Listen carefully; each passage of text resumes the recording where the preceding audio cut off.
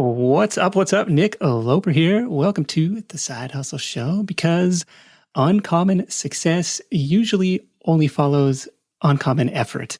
Today's guest knows a thing or two about that and has been putting in his reps for years, interviewing thousands of entrepreneurs and building a seven-figure business along the way. John Lee Dumas, welcome back to the Side Hustle Show. Brother, it has been far too long. I love coming on, having great conversations with you and your lovely audience. So thanks for having me back. We have this tradition of having you on every 4 years, 2013, 2017, and now here in 2021. Ooh, 2025 is going to be a big one. Yeah, we'll have to see. Hopefully we can maybe not wait that long. Let's do it before that. But sounds good. Stick around in this one to get John's take on the common path to uncommon success, which is the topic and title of his latest book, which examines the recurring threads from those thousands of interviews and breaks them down into a step-by-step roadmap.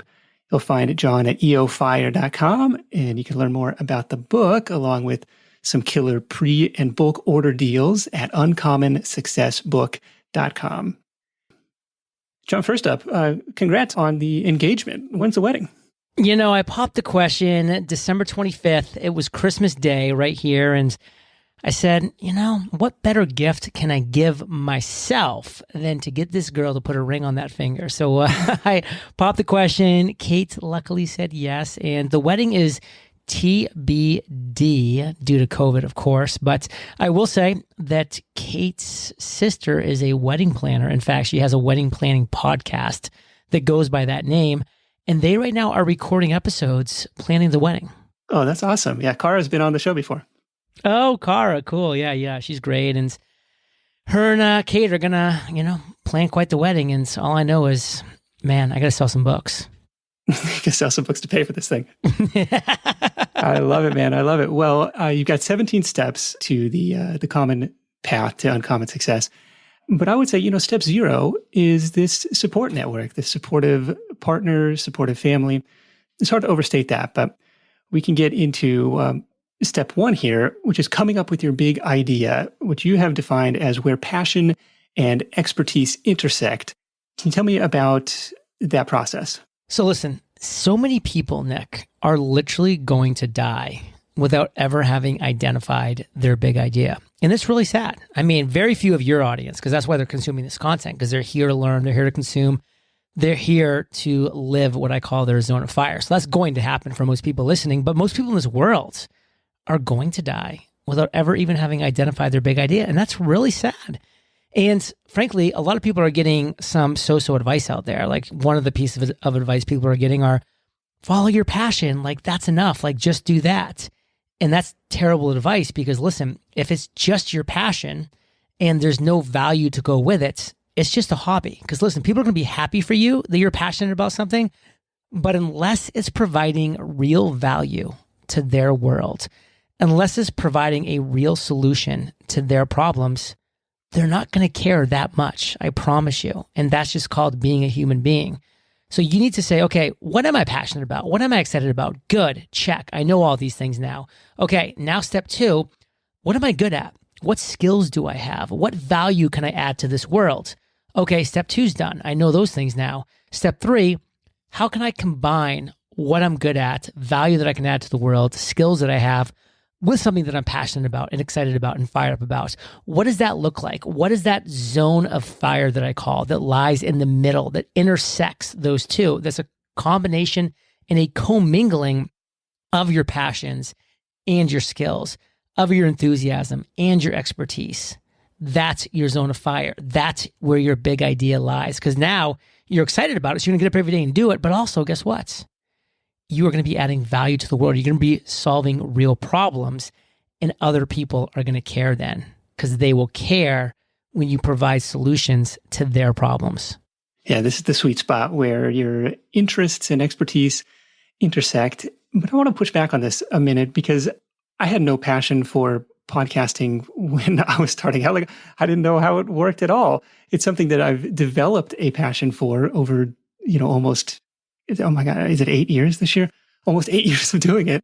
But I don't know. Like, I wouldn't have checked that box as a passion box early on. Let me ask you a question. Did you enjoy having enjoyable conversations, lively conversations with interesting people? Sure. Okay. That's podcasting, brother. Like, don't label it like it has to be like some audio technical thing. Like, that's excitement. That's enthusiasm. Like sitting down, having a cup of coffee with somebody at a restaurant and being like, wow, I'm really enjoying having a great conversation with an intelligent person, with a motivating, inspiring person, with a person that I find interesting. I'm having a good time along these lines. Well, now you're just taking that and you're recording that conversation and you're putting it out there to the world. So, it's important not to overthink these type of things. I mean, that's exactly what I liked doing, was having cool conversations with cool people. And I said, why not take it to the next level? Why not record these things and share it with other people? Because maybe they'll get some benefit as well.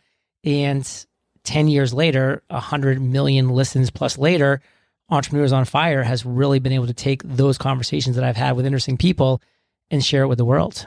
Okay, that's a helpful reframe. I would have framed it as, not podcasting, but we're not necessarily having conversations with interesting people, which, the early guests very much were interesting people, but it was what I would have called the passion was like deconstructing business models, like figuring out how it worked, where the money came from, how they marketed that thing. And that is still something that drives curiosity and drives the show today. So that is a helpful reframe. Is there such thing as being too niche? Like I've seen some successful podcasts. We had a guest on recently who had like a laundromat podcast, like how to run a laundromat business. And he was like, it's done surprisingly well. And I said, well, why do you say surprisingly? And he's like, because it's a laundromat podcast. But I'm curious if you've seen anything where it's like, I don't know if that's a big enough market to try and serve. It is impossible. And I mean impossible to be too niche. People always go the other way because they're scared, they're fearful, they have their own self-doubts, and they think, I just need to be able to serve everybody. I want to resonate with everybody. I want to just create a podcast that just inspires other people, to inspire other people, to inspire other people. And that fails because that is a weak, pale imitation of other successful podcasts that are out there that are actually doing something specific. And that's why people lose. Why people win is because they say, I'm going to create the best solution to a real problem. I flippin' love that laundromat podcast idea because guess what? He is the best laundromat podcast in the world. He's also the worst. He's the only. And that's why you win in this world, because you become the best. However that is, if it takes you being the only to be the best, that's giving you a chance to win because people will beat a path to your doorstep if you're number one. If you're number two, if you're number 10, if you're number 200, you will lose. Yeah, where can you be the only? That was a line that stood out to me from the book. It was like, hey, when you started EO Fire, I was the best daily interview podcast for entrepreneurs. I was the worst daily interview podcast for entrepreneurs. I was the only, and that's an interesting place to play. Now they're defunct because they got their lunch eaten by Netflix. But just picture back to the day. If you're over 30 years old, you can probably remember a Blockbuster being in your town. You wanted to rent a movie back in the day. You had to go to Blockbuster. They were the only show in town, and they won at a high level for that very reason. How can you be the only show in town, the only solution in the world that is the number one solution to a real problem? That's how you're going to win. Yeah, I'm looking back at some of my previous businesses, my footwear comparison shopping site. It was the best, worst, only comparison shopping site dedicated to footwear. And same thing with the virtual assistant review site. When it started, it was the best, worst, and only platform dedicated to reviewing virtual assistant companies. There you go. So starting today, blog, podcast, YouTube, or fill in the blank other, one of the core tenets of the book is creating valuable content consistently for your avatar, for your target customer. What channel do you like today if you're starting over? Listen, I like the channel where my avatar is going to be. Like wherever my perfect customer, my perfect client's going to be, that's the channel that I want to be in. That's why step 3 of the 17-step process is create your avatar. Understand who that perfect customer, client, listener is. And step 4 is choose your platform. You have to do it in that order. You have to know where your perfect individuals are going to be that you're going to be able to serve the best. To get kind of specific for a second, I mean, in 2021 and beyond, I am loving this new platform of Clubhouse. It is a very special place right now. And, this is a warning. Marketers ruin everything, and they may end up ruining Clubhouse as well. But right now, it is a fantastic place. It is a fantastic place to waste time if you do it incorrectly, but it's also a fantastic place to really get educated, speak to people one-on-one, get like real mentorship, real learning, have real conversations, and really have some great exposure to some fantastic individuals. So I think that's definitely a platform worth checking out for people. Interesting. My phone is too old. It won't let me download it. It is one of those things where I don't know what's going to happen in the next 6 months with Clubhouse, but I personally only see it going one way, up and to the right. And it's going to take a chunk out of podcasting. It really is. Well, maybe I'll start paying a little more attention to it. One of the interesting, up and coming platforms that's been around, since the dawn of the internet is just email newsletters. We've seen people build huge audiences on the back of just the value from the newsletter. And it's like, wow, this is the end game for a lot of bloggers, podcasts, like get people on my email list. They'd cut out the middleman and say like the newsletter is the thing. So I think that's an interesting way to go these days. If you are creating this content consistently for your avatar and you're not seeing any traction, like how long do you wait? Like, is it a marketing problem or is that a idea problem? What's going on there? This is the problem. If you're having that situation that Nick just described, you are not providing the best solution to a real problem. Because if you were, you would have traction, you would have momentum, you would be winning. I've lost and failed multiple times because I made this mistake. I assumed what my audience needed. I tried something that I thought they really wanted to have, and I was wrong and I failed. But when I finally got it through my head to say, I'm just going to ask my audience, what is their biggest struggle right now? And listen to their answer. They would tell me those struggles, those obstacles, those pain points, those challenges. And then guess what? I just created the solution for them. So, a great example for me is people were telling me, John, you're doing a daily podcast. Like you're creating, growing, and monetizing your show, and you're doing it 7 days a week. I mean, you must be kind of getting pretty good at this. How do I create my podcast? Like, how do I create my podcast on art or music or sports or news or fill in the blank? And I said, wow, I'm getting a lot of people asking essentially the same questions. How do I create, launch, grow, and monetize my podcast? So I launched the first successful thing, since my podcast, which was Podcaster's Paradise. Like I launched a podcast, had a bunch of failed attempts at trying to monetize. And then finally, when I asked that question and got the right answers, 15 months after launching the podcast, I launched what's now turned into a multi-million dollar paid platform, Podcaster's Paradise, which has over 6,000 members, over $7 million in revenue over the past 8 years of running this by asking that one simple question. So if you're not getting the traction that Nick's referring to, it's because you're not asking the right questions. You're not providing the right solution to the actual problem that your audience has. Do you do that in the form of an annual survey, semi-annual survey, a part of an email autoresponder sequence? Like, what are you struggling with? What's the structure like? I do things that don't scale, and I encourage every single person to do things that don't scale. What does that look like?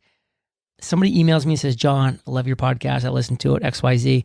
I will respond to them, and I try to do a minimum of 5 of these a month. Back in the day, by the way, I did 5 of these a week at minimum, sometimes more, when I was really trying to mine for information.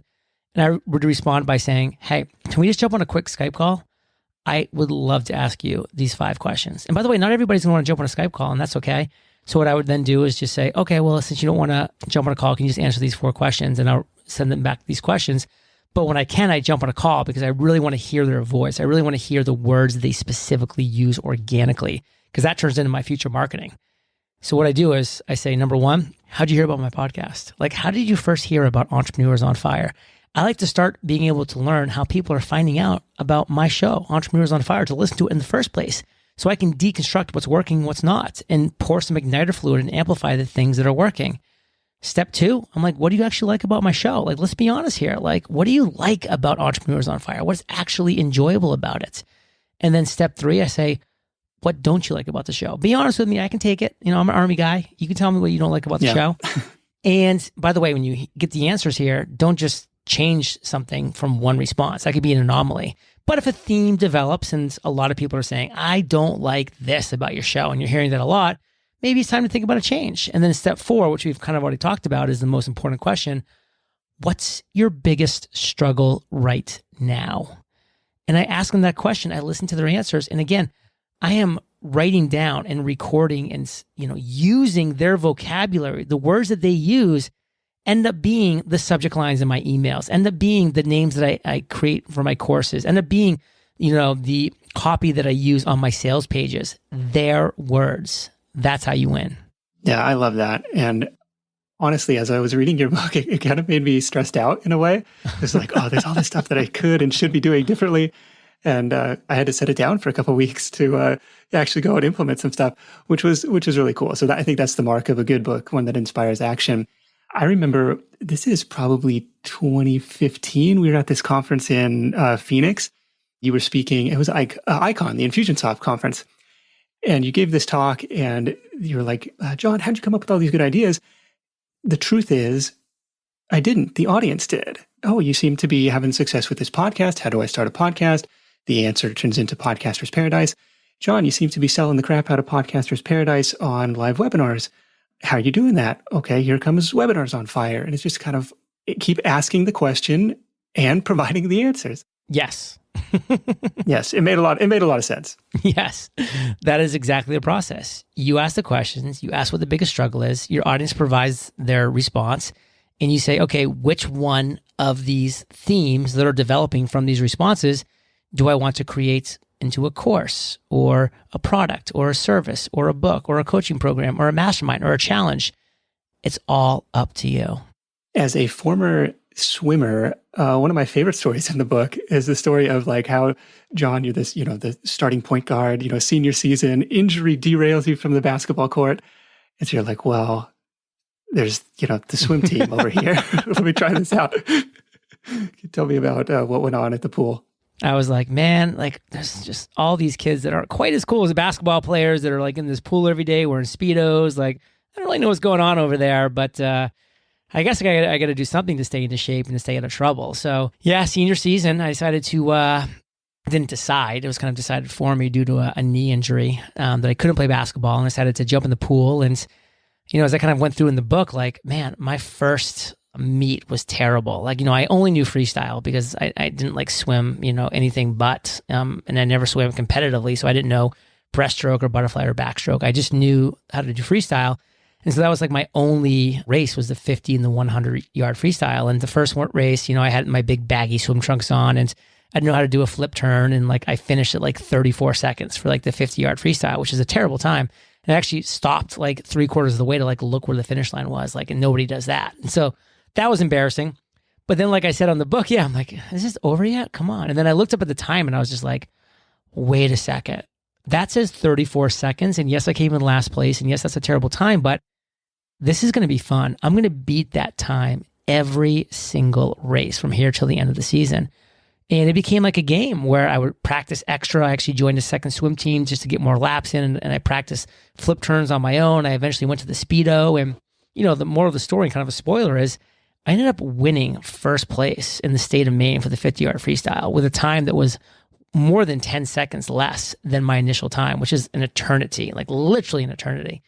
And I was like the most improved player in the state, the most improved swimmer. Like I came out of nowhere and like my team went undefeated, mostly because, I was winning all these races and now I was on the relay team as well. So we were getting all these more points than we otherwise would have without me on the team. I mean, the team would have been good without me, but like I was like the missing piece to make it great and to make us undefeated. And it ended up just being this crazy, awesome experience that like I never forgot, that like just the small things add up to such big results. Like for me, going from a swim trunks to a Speedo, becoming a bad starter to a good starter to a great starter. How long do I stay underwater before I surface and start swimming? Like, when do I actually do the flip turn? And then how do I do that effectively? And all these different things. How do you finish strong, not with like half your arm, bent, but like, straight arm to get the best time possible. And like, it was just like so many things that like added up to the final success that I just applied that to entrepreneurship, and I read the book, The Slight Edge, and it just kind of reinforced how doing the small things right every single day can have such a big impact in your life. 100%. I love that book. And I love this idea of racing against yourself and trying to figure out the next thing to fix or tweak or improve upon, rather than just being like, I'll just flail my arms harder and kick harder. It's like, okay, no, there's a systematic way to go about that. And that may be a good segue into the systematic way that you guys approach content creation and product creation and all this stuff. Tell me about this, like, because the book has this section on systems documentation process? Such a key part of your business because so many people are just reinventing the wheel. They're just doing something that takes a lot of work and then they're putting it out to the world and then they're coming back to the drawing board and they're reinventing the wheel and they're doing it all over again and they're doing it all over again. And that's such a terrible process because it's so inefficient. And that's why, frankly, people end up fading. We, in the podcasting world, call it pod fading, but it can work in any single industry. Like you just fade because you don't have any systems, any tools, any automations. And you eventually just get burned out by having to recreate the wheel every single time you want to create that piece of content or do that thing. And I never did that from day one. I knew how important it was to get as efficient as possible. And I was forced to because I was doing a daily podcast. So it was either get efficient, get systems, get automations, get better at what I do every single day, or I will fail, or I will pod fade because it's just the way it's going to happen with a daily show, 365 episodes a year. Yeah, I feel the same way where it's every week, another week keeps coming. I got to come up with another episode. And I'll tell people I host this weekly podcast and they'll ask, well, what do you do the rest of the week? And it's well, there's some effort that goes into it, but for you to do it 7 days a week requires a different level of systemization. It really does. And so every single time I did something that was outsourceable, I would create the video tutorial and then outsource it. And so every part of my process, I continue to kind of just take off of my plate. So now it comes down to literally, I just do the thing. Now, what's the thing? It's just speaking into the microphone and interviewing that person. And then every other part of my process is completely outsourced off my plate. It's either automated, it's either given to a virtual assistant who's doing everything else, and it just runs. I used to remember how, before I had this whole system in place and I was still growing and building it, how much work it would be just to do every month's worth of uploads for interviews. And now I do it. I'm just oh my God, it's really done for me, because of the systems, of the tools, of the automations, of the outsourcing, and it's possible in everything that you do. And the best part is all of our systems and automations are recorded in a library. So if we ever have one of our virtual assistants just decide to quit or to move on or whatever it might be, the next person that comes in has their training right there. It's really that simple. Yeah, I like this. I think it was, if you see yourself doing a task and you can foresee yourself doing that task again, then that's when it's time to create the process documentation, even if it's just for yourself, right, to follow this checklist, but to create this library of documentation for your team members. For you guys, when was it time to hire someone? When did you decide to make that first virtual assistant hire? So for me, I actually brought a virtual assistant with me day one because in my previous life, before Entrepreneurs on Fire, I was in the real estate game and I had a virtual assistant for that. And so she was amazing. I just brought her with me and that was a really smooth transition. And, she was just able to learn and to kind of grow with the company. She's literally been with me for 12 years now. So the business has been running for a decade, but she's been with me for 12, even 2 prior than that. And our other 2 virtual assistants have been with us for 7 and 6 years consecutively. Very cool. You got some long-term employees there. That's how we roll. Well, once you have that documentation in place, it makes it so much easier to bring on other people to help in your business. And that was definitely a challenge for me in my first virtual hire going back 2009 timeframe. Wow. Getting all the systems that had so far only existed in my head and had become second nature to me, but getting those out of my head and into a recipe somebody else could follow was super helpful and also kind of just an eye-opening process. Now, if you're at that point in your business, that's awesome. I think the transition from employee to employer is a really cool place to be. But if you are there, it's not always easy. And I'll raise my hand as someone who's spent an embarrassing amount of time trying to figure out 1099s and 1096s and 940s. Probably not the best use of your time as a business owner. Yeah. Well, John, another line in the book that stood out to me was this quote that you only need to be right once. I feel like I have had maybe less than 5, certainly less than 10, actual good ideas in my lifetime. You don't have to be an idea machine. You do not need to be an idea machine. In fact, and I mean this, I've really only had one great idea in my life, and that is Entrepreneurs on Fire. That was the understanding that there needed to be a daily podcast. And even though I was going to produce a bad one for a significant amount of time due to my lack of experience and all the other things, that it needed to exist and I could create that podcast and I could fill that void that needed to be filled. And from there, it's really just been what we've talked about. It's been okay, I now have created the best solution to a real problem, and I built an audience as a result that know, likes, and trust me. Now let me ask them that question. What are you struggling with? They tell me, and then they provide the next step and the next step and the next step. And it's not like it works every single time. I still had plenty of failures listening to my quote unquote audience. But guess what? I've also had a ton of successes listening to my audience. And so that's been the process. It's really been one great idea. And then everything else has just been another idea of, hey, why don't I just have my audience tell me what they want and then me provide that solution? All right, you protect your downside risk and you'd have enough swings, one or two of them hit, and you're off to the races.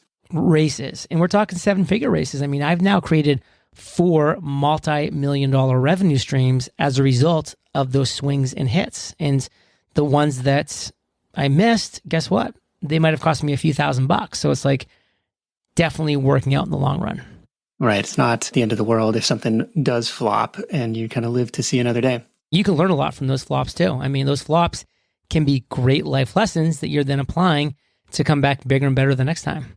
Yeah, 100%.